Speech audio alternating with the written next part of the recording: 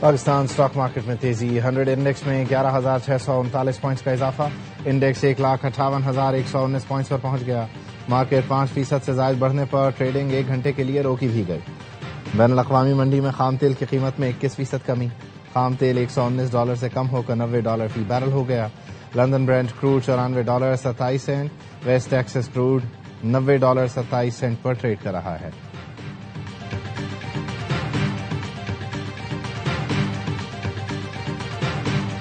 پاکستان میں پہلی دفعہ 5G متعارف کیا جائے گا. پاکستان ان ممالک کا حصہ بنے گا. ساتھ ساتھ جو 4G کی کوالٹی ہے اس میں بھی آپ خاطر خواہ اضافہ دیکھیں گے. یہ پاکستان کا سب سے بڑا اسپیکٹرم آکشن ہے. پاکستان نے تیز ترین انٹرنیٹ کی جانب ایک اور قدم بڑھا دیا. 5G اسپیکٹرم کی نیلامی. وزیر IT شزا فاطمہ نے کہا پاکستان کی معیشت کی بنیاد انٹرنیٹ ہے. جدید انٹرنیٹ کی سہولت ہر ایک کی ضرورت ہے. 4 سے 5 ماہ میں 5 بڑے شہروں میں 5G سروس کا باقاعدہ آغاز ہوگا. ملک میں ترقی کی رفتار تیز ہوگی. وزیر خزانہ محمد اورنگزیب کہتے ہیں IT کے شعبے کے لیے آج کا دن بہت اہم ہے. ملکی معیشت کو مستحکم کرنے کے لیے اقدامات کر رہے ہیں. علاقائی صورتحال کے پیش نظر توانائی کی بچت کے لیے اقدامات کیے گئے ہیں.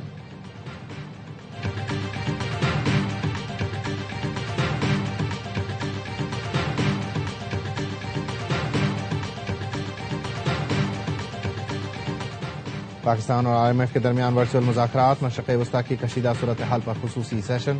معاشی سرگرمیاں محدود کرنے سے ٹیکس آمدن ہدف میں مشکلات پر بریفنگ. بتایا پاکستان کی ٹیکس آمدن متاثر ہونے کا خدشہ ہے.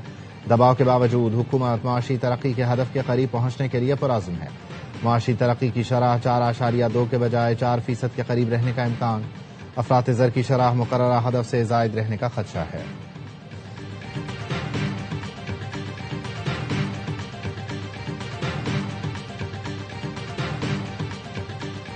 Iran, you called it an excursion. You said it would be over soon. Are you thinking this week it will be over? No, Are you but talking soon. about days? I think soon. Okay, and with respect Very soon. Look, everything they have is gone, including their leadership. In fact, there are 2 levels of leadership, and even actually, as it turns out, more than that. But 2 levels of leadership are gone. Iran جنگ ختم ہونے والی ہے. ایران میں ایسی تباہی کریں گے کہ وہ کبھی ابھر نہیں سکے گا. امریکی صدر ڈونلڈ ٹرمپ کی پریس کانفرنس. ایران پر حملوں میں کامیابیاں گنواتے ہوئے بولے ایران آبنائے ہرمز کو بند کرنے کا کھیل کھیلے گا تو اسے تباہ کر دیں گے. مشتبہ خامنائی کو ایران کا نیا سپریم لیڈر منتخب کرنے سے مایوس ہوا. کیا اسی ہفتے ایران جنگ ختم ہو سکتی ہے؟ اس سوال کے جواب پر کہا اس ہفتے نہیں، لیکن ایران جنگ جلد ختم ہونے والی ہے. یہ بھی کہا ایرانی لیڈرشپ کے 2 لیول ختم ہو چکے، اس سے زیادہ بھی ہو سکتا ہے.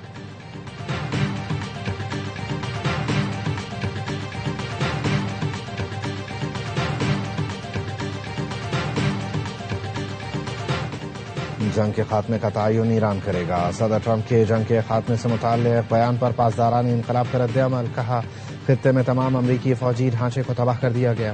امریکہ اور اسرائیل کے خلاف جنگ جاری رکھیں گے. پاسداران انقلاب آپریشن وعدہ صادق چہارم کی 33ویں لہر لبیک یا خامنائی کا آغاز کر دیا. ترجمان پاسداران کے مطابق تل ابیب کو 1 ٹن وار ہیڈ والے خیبر شکن میزائلوں سے نشانہ بنایا. آپریشن کے تسلسل میں امریکی بحریہ کے 5ویں اڈے کو نشانہ بنایا گیا. تمام خیبر شکن میزائلوں نے مقررہ اہداف کو کامیابی سے نشانہ بنایا. اسرائیلی حکام نے 2 شہریوں کی ہلاکت اور متعدد کے زخمی ہونے کی تصدیق کر دی.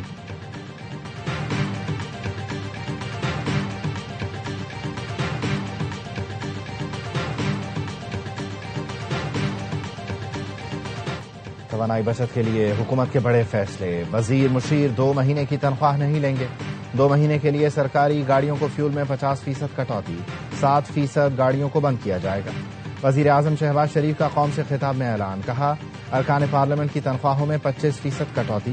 3 لاکھ سے زائد تنخواہ والے سرکاری ملازمین کی 2 دن کی تنخواہ کٹے گی. بیرون ملک دوروں پر مکمل پابندی عائد کر دی گئی.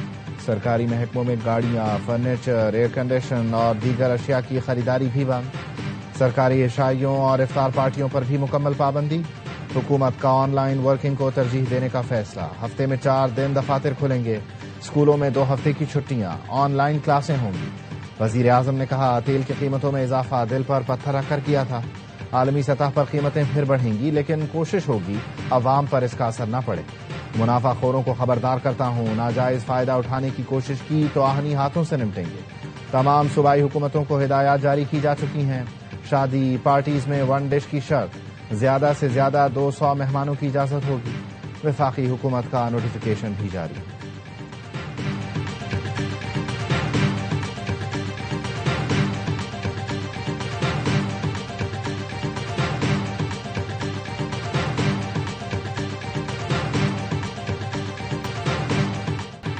امریکہ اور اسرائیل کے ایران پر حملے، ایرانی میڈیا نے تہران میں اسرائیلی ڈرون کی تباہی اور تہران کے رہائشی علاقے پر حملے کے بعد کی ویڈیو جاری کر دی، کئی عمارتوں کو نقصان پہنچا۔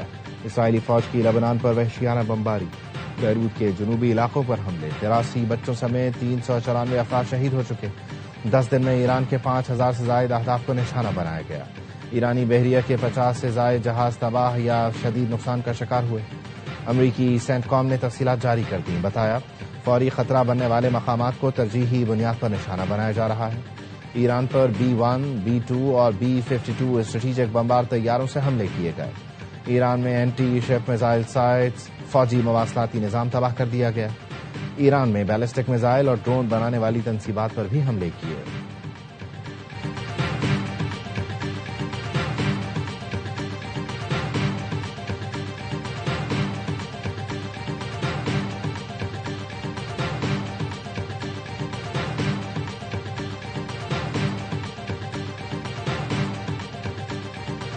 امریکی مطالبات نہ ماننے پر مشتبہ خامنائی بھی قتل ہو سکتے ہیں۔ امریکی اخبار وال اسٹریٹ جرنل کی رپورٹ، لکھا صدر ٹرمپ نے اپنے ارادے سے مشیروں کو آگاہ کر دیا۔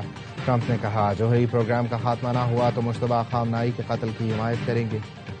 امریکی اخبار کا کہنا ہے ٹرمپ مشتبہ خامنائی کے انتخاب پر خوش نہیں، انہیں ناقابل قبول قرار دے چکے ہیں۔ اسرائیل کی جانب سے مشتبہ خامنائی کے قتل کے لیے آپریشن کا امکان ہے۔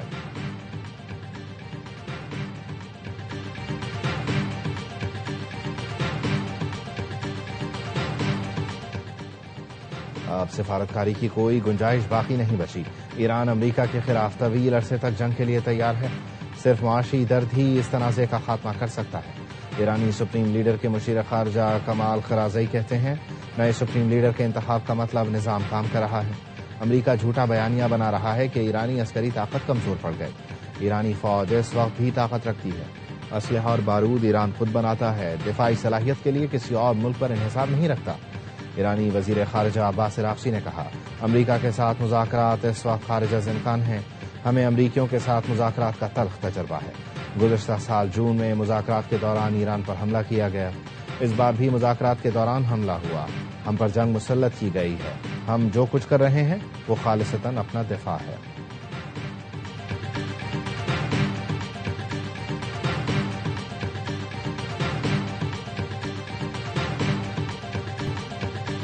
بحرین کے دارالحکومت منامہ میں رہائشی عمارت پر ایرانی ڈرون حملہ، بحرینی وزارت داخلہ کے مطابق ایرانی ڈرون حملے میں خاتون جاں بحق اور 8 افراد زخمی ہوئے۔ سعودی عرب نے ڈرونز کا حملہ ناکام بنا دیا۔ ترجمان سعودی وزارت دفاع کے مطابق سعودی عرب نے حملہ آور 9 ڈرونز کو تباہ کر دیا۔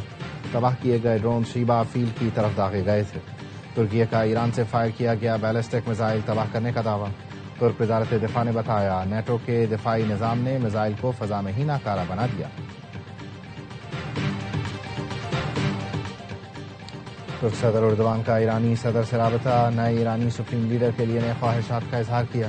ترک صدر اور ایرانی صدر نے خطے کی صورتحال پر گفتگو کی۔ صدر اردوان نے کہا ایران کے اندرونی معاملات میں مداخلت ناقابل قبول ہے، ہم کبھی ایران کے مد مقابل نہیں آئیں گے۔ صہیونی رجیم اور امریکہ ایران کے پڑوسیوں سے تعلقات خراب کرنا چاہتے ہیں۔ ترکی خطے میں تناؤ کم کرنے کے لیے کردار ادا کرتا رہے گا۔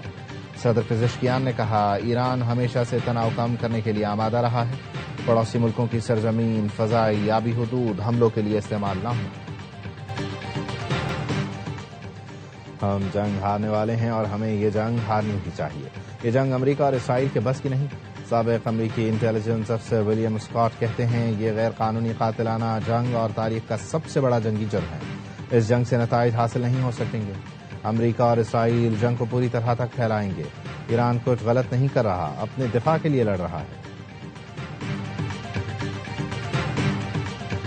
India's animosity towards Pakistan and the sole objective of its Afghan policy being to destabilize Pakistan had not a word about the terrorist threat emanating from Afghanistan, which has targeted Pakistan and which many council members have highlighted in their statement.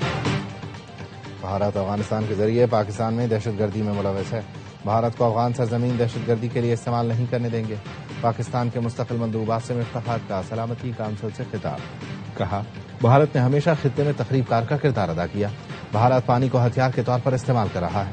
Bharat کی Afghan policy کا مرکزی نقطہ پاکستان میں عدم استحکام ہے. بھارتی نمائندے نے افغانستان میں جانی اور مالی نقصانات پر تقریر کی، لیکن افغان سرزمین سے ہونے والی دہشت گردی پر ایک لفظ تک نہ کہا.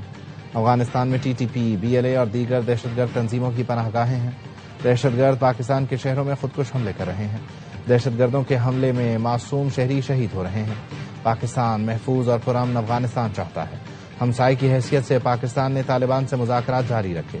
طویل صبر کے بعد پاکستان نے 21 فروری کو ٹارگیٹڈ جوابی کارروائی کی. پاکستان نے انٹیلیجنس بنیاد پر 7 دہشت گرد کیمپوں کو نشانہ بنایا.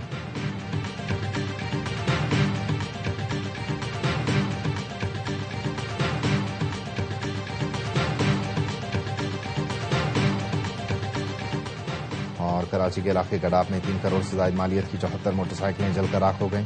نئی موٹر سائیکلیں ٹرک کے ذریعے ملتان منتقل کی جا رہی تھیں. آگ لگنے کا واقعہ شارٹ سرکٹ کے باعث پیش آیا. ڈرائیور معمولی زخمی ہوا. کمپنی کے عملے اور ڈرائیور نے اپنی مدد آپ کے تحت آگ پر قابو پایا.